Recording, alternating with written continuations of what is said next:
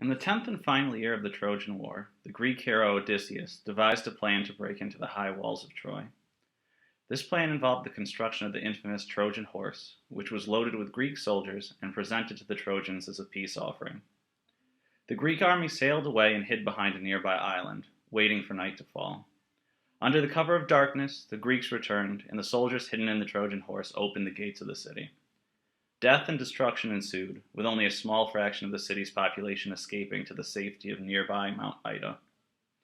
The Trojan prince Aeneas, who was protected by his mother, the goddess Venus, was the only leader to survive the destruction of Troy.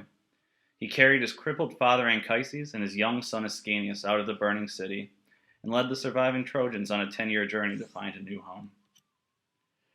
The journey of Aeneas and the surviving Trojans mirrored the ordeal that Odysseus and his Greek soldiers faced after leaving Troy. Both groups ran into many of the same obstacles and monsters, including the Cyclops Polyphemus. Both heroes had to take a trip to the underworld to seek advice on how to end their journey, and both had to face significant difficulties once they reached their final destination.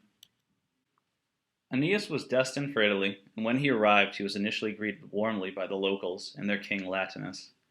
Latinus went as far as breaking off his daughter's engagement to a neighboring leader and betrothing her to Aeneas. However, relations soon soured between the native Italians and the Trojans, when the jilted King Turnus returned for his bride and waged war against the Trojans. After a series of battles, Aeneas faced Turnus in single combat and defeated him.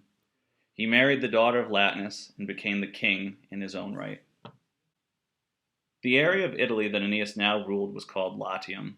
If you look on the map, Latium is the region of Italy where the great city of Rome was eventually founded.